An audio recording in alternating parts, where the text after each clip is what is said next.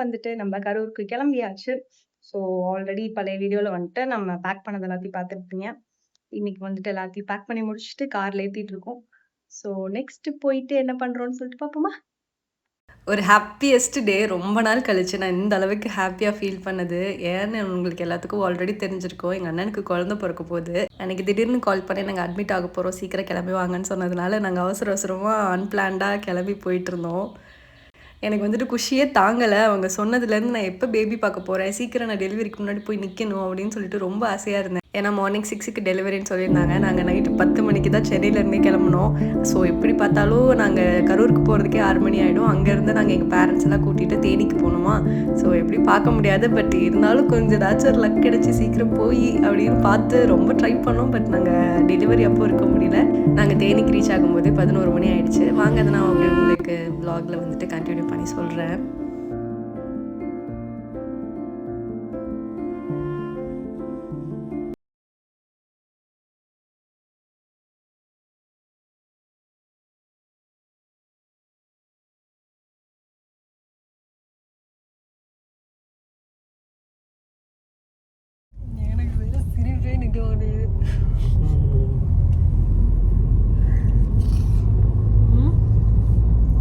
ஆமா, என்னால் அவ்வளோ கண்ட்ரோல் பண்ண முடியாத அளவுக்கு சிரிப்பு.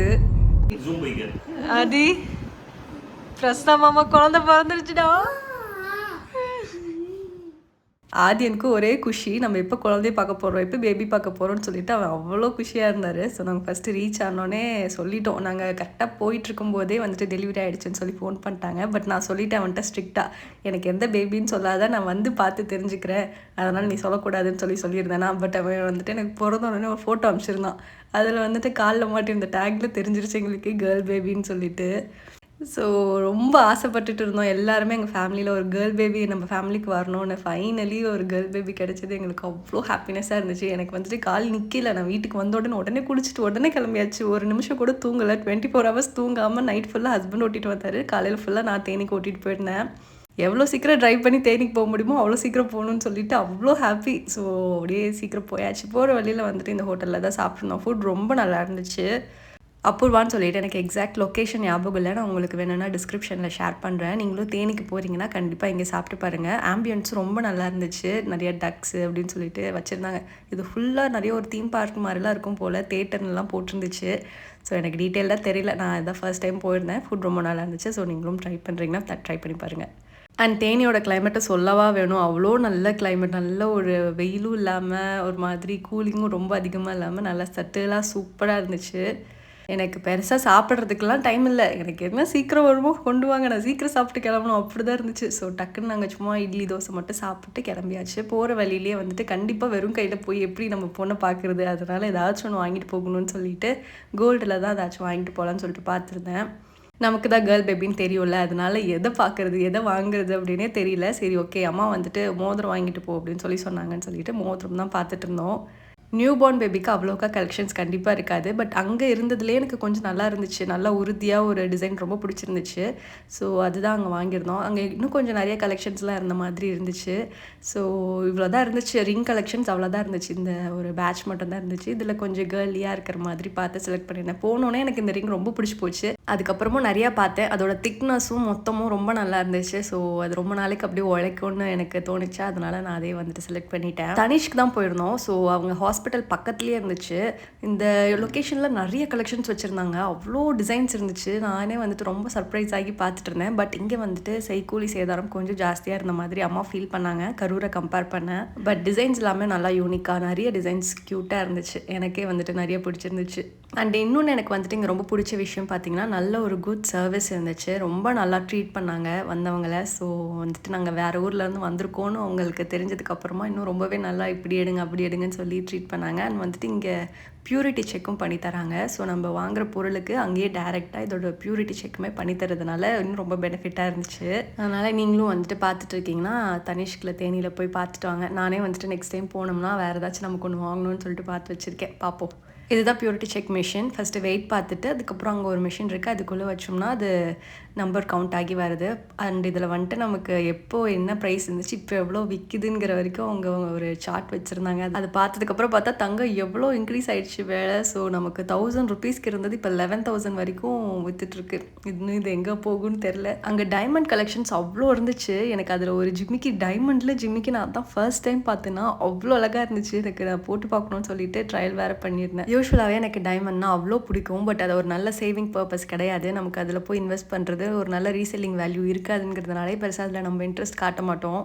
பட் ஒரு இயரிங் போட்டாலே அவ்வளோ அழகாக இருக்கும். நல்ல ஒரு ப்ரீமியம் லுக் கொடுக்கும்ல. அதே மாதிரி ஒரு ஜிமிக்கி எனக்கு இது அவ்வளோ நல்லா இருந்துச்சு. ஸோ பார்ப்போம். இது வந்துட்டு ஒரு அரௌண்ட் 1.50 lakhs சம்திங் சொன்னாங்க. நிறைய ஸ்டோன்ஸ் இருந்துச்சு இதில். அண்ட் அந்த பேர்ல் கூட அவங்களே மேக் பண்ணதுங்கிற மாதிரி சொன்னாங்க. அது அவ்வளோக்கா டீட்டெயில்டெல்லாம் கேட்டுக்கல, ஜஸ்ட் ப்ரைஸ் மட்டும் கேட்டுட்டு பார்த்துட்டு வந்துட்டோம். அப்பன்னு பார்த்து ஆடி சேல் எதுவுமே போடலையா, கரெக்டாக மண்டேலேருந்து சேலுன்னு சொல்லியிருந்தாங்க. அதனால் எங்களுக்கு பெருசாக டிஸ்கவுண்ட்டும் வரல. பட் இட்ஸ் ஓகேன்னு சொல்லிட்டு என்ன பண்ணுறது, நாங்கள் முன்னாடியே போய் வாங்கி வச்சிடலாம்னு நினச்சோம். பட் அன்எக்ஸ்பெக்டாக சீக்கிரமாக நடந்ததுனால நாங்கள் கரெக்டாக லாஸ்ட் மினிட்ல வாங்குற மாதிரி ஆயிடுச்சு. ஃபைனலி எனக்கு பிடிச்ச மாதிரி ஒரு அழகான க்யூட்டான ரிங் வாங்கிட்டு பக்கத்துலேயே ஒரு கிட் ஷாப்ஸ் இருந்துச்சு. சரி அங்கே வந்துட்டு ட்ரெஸ் வாங்கிட்டு வரலான்னு சொல்லிட்டு போயிருந்தோம். எனக்கு வந்துட்டு கேர்ள்ஸ் ட்ரெஸ்னால் அவ்வளோ பிடிக்கும். நான் இன்னும் எங்கள் அண்ணன் பொண்ணுக்கு எவ்வளோ வாங்கி போட போகிறேன்னே தெரில. எனக்கு அங்கே இருக்கிறதுல எல்லாத்தையும் எடுக்கணும் அப்படி இருந்துச்சு. ஆனால் அங்கே அவ்வளோக்கா பெருசாக கலெக்ஷன்ஸ் இல்லை. பட் இருந்ததில் க்யூட்டாக இருந்தது எல்லாத்தையுமே நான் ஓரளவுக்கு எடுத்துட்டேன். எனக்கே நான் ஃபஸ்ட்டு ப்ரெக்னெண்ட்டாக இருக்கேன்னு தெரிஞ்ச உடனே எனக்கு வந்துட்டு கேர்ள் பேபி வேணும்னு தான் என் ஃபஸ்ட்டு மைண்டில் தாட் போச்சு. ஏன்னா எனக்கு அவ்வளோ பிடிக்கும் கேர்ள் பேபிஸ். பக்கத்து வீட்டு பொண்ணாக இருந்தால் கூட நான் அப்படியே அழகு பார்த்து நான் வளர்த்திருக்கேன். ஸோ எனக்கு அவ்வளோ அப்சஷன் எனக்கு ஒரு கேர்ள் பேபிங்கிறது. அது நம்ம வீட்டில் ஒன்று பிறந்திருக்குங்கிறது எனக்கு எவ்வளோ ஹாப்பியாக இருக்கும். அதுவும் எனக்கு எது ரொம்ப ஆசைன்னா அழகு பண்ணி பார்க்கணுன்னு, விதவிதமாக ட்ரெஸ் போட்டு விட்டு ஜடை பின்னி விட்டு அப்படியெல்லாம் பார்த்து க்யூட்டாக வச்சுக்கணுங்கிறது தான் எனக்கு ரொம்ப ஆசை. அதனாலேயே வந்துட்டு கேர்ள் பேபிஸ்னால் எனக்கு ரொம்ப பிடிக்கும். ஸோ ஓரளவுக்கு கண்ட்ரோல் பேபி வளர்ந்துரும். கொஞ்ச நாளைக்கு மேலே பத்தாது, வளர்ந்ததுக்கப்புறம் என்ன வேணால் வாங்கிக்கலான்னு சொன்னாலும் இல்லை இப்போவே வந்துட்டு இருக்கிற க்யூட்டான ட்ரெஸ்லாம் போட்டு பார்த்துடணும் அப்படின்னு சொல்லிட்டு எல்லாத்தையும் வாங்கிட்டு இருந்தேன். ஃபர்ஸ்ட் எனக்கு அண்ணி என்னெல்லாம் வாங்கி வச்சுருக்காங்கன்னு தெரியலையா, அதனால் நாங்கள் வந்துட்டு சர்ப்ரைஸாக தான் இந்த மாதிரி வாங்கிட்டு வரோன்னு சொல்லவே இல்லை. அதனால் சர்ப்ரைஸாக போனேன். ஃபஸ்ட்டு அம்மாட்ட கேட்டேன் என்னெல்லாம் வாங்கினாங்கன்னு. எனக்கு தெரியல சரியான்னு சொன்னாங்க. சரின்னு சொல்லிட்டு கொஞ்சம் இந்த ராம்பஸ் மாதிரிலாம் போட்டோம்னா நல்லாயிருக்கும். பட் எனக்கு டிசைன்ஸ் அவ்வளோக்கா பிடிக்கல. நான் ஆதியனுக்கு வந்துட்டு துபாயிலேருந்து வாங்கிட்டு வந்தேன். அவ்வளோ க்யூட்டாக எடுத்துகிட்டு வந்தேன். ஸோ எனக்கு அந்த மாதிரி வச்சு யூனிக்காக இருக்கணும்னு நினச்சேன். பட் அங்கே அவ்வளோக்கா அழகாக இல்லை. பட் அந்த கவுன் எல்லாமே ரொம்ப நல்லா இருந்துச்சு. ஸோ அதில் மட்டும் ஒரு 2 பிக் பண்ணியிருந்தேன். இப்படி இப்போ போட முடியாது, அதுக்கெல்லாம் போட்டிருக்கணும் 3 months ஆகிடும். பட் இருந்தாலும் அழகாக இருந்துச்சுன்னு பார்த்துட்டு ஆதியன் வேறு ஒரு கிஃப்ட் கொண்டு வந்திருந்தார் பேபிக்கு. அவர் நான் பேபி பிறக்க போகுதுன்னு சொன்ன உடனே போய் ஒரு பேப்பரில் என்னென்னமோ ட்ரா பண்ணி கலர் பண்ணி நான் அதை டேரெக்டாக பேபிக்கு தான் ஓப்பன் பண்ணி காட்டுவேன்னு சொல்லிட்டுலாம் அவர் எடுத்துகிட்டு வந்திருந்தார். ஸோ எல்லாம் வாங்கிட்டு நாங்கள் டேரெக்டாக ஹாஸ்பிட்டல் போயாச்சு. அண்ணா